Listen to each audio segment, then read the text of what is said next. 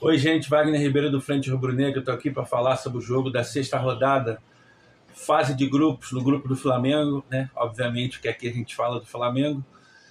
Sexta rodada, Flamengo 1, Deportivo Táchira 0. Jogo que classifica o Flamengo em segundo lugar.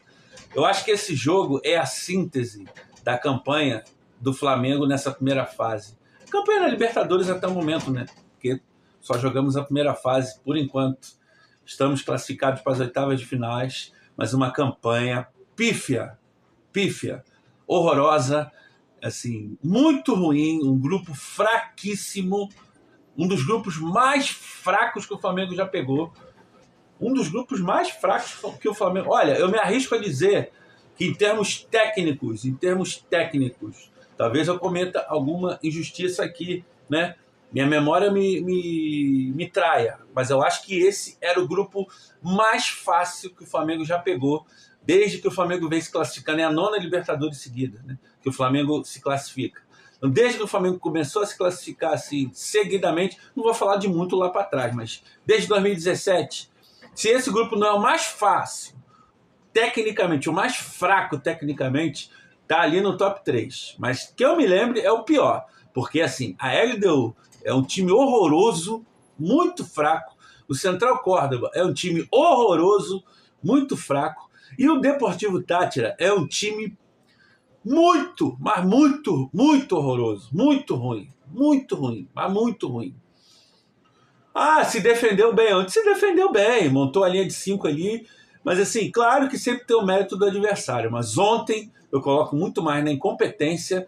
E no primeiro tempo, eu acho que a falta de atitude. Mais uma vez, o Flamengo vai para o jogo decisivo de Libertadores, encara como se fosse Flamengo e Nova Iguaçu no Campeonato Carioca. Todo respeito ao Nova Iguaçu. Então, assim, a postura do primeiro tempo, gente, foi uma postura lamentável. Lamentável. No segundo tempo, o time jogou mal, mas a postura foi outra. Mudou. O time mudou de postura.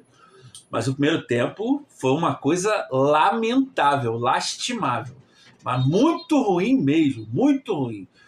Postura ruim, muitos erros técnicos, escolha errada de jogada, pouquíssimas finalizações. De novo, mais uma vez, pouquíssimas finalizações do primeiro tempo. Repito, primeiro tempo. Segundo tempo melhorou um pouco. Então, assim, não tem nem muito o que falar. Eu já falei, para mim foi horroroso. Ontem, eu vou ser bem sincero, eu só vou livrar a cara do Rossi pelaquela defesa no finalzinho. Mas, assim, de resto, ninguém jogou bem, gente. Ninguém.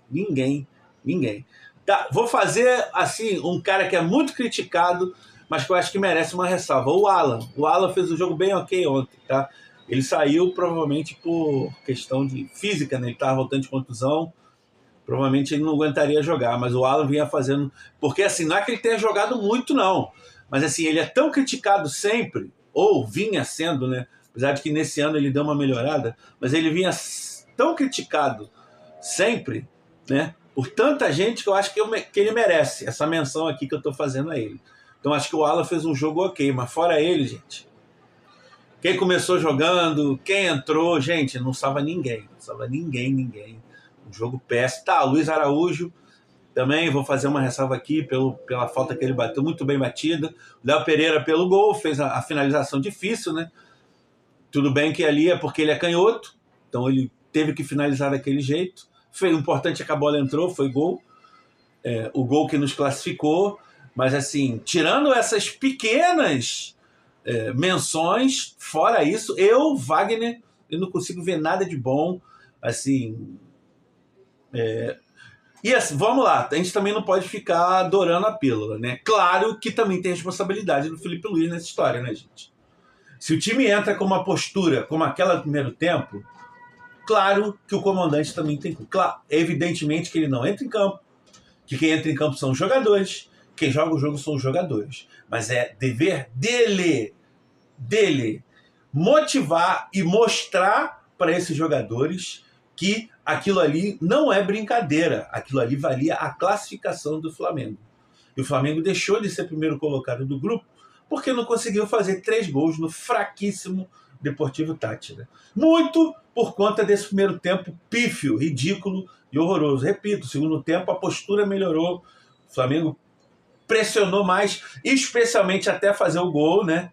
E aí, depois que fez o gol, mais uma crítica ao senhor Felipe Luiz também. O Flamengo administrou o resultado. O Flamengo parecia que não queria fazer o segundo gol. Estava contente com 1-0. A classificação era o suficiente. Era o suficiente. E eu não vou nem falar da questão das substituições, que logo assim que sai o gol, ele começa a tirar os principais jogadores, porque, pô, isso eu entendo. Beleza? Isso eu entendo. É uma questão de controle de minutagem. Pô, eu sou um cientista, não posso ser anti-ciência. Eu, Wagner, tem gente que acha que é uma bobagem, tudo bem, ok. Seria uma incoerência gigantesca. Eu, sendo um cientista, ir contra a ciência. Eu não vou fazer isso.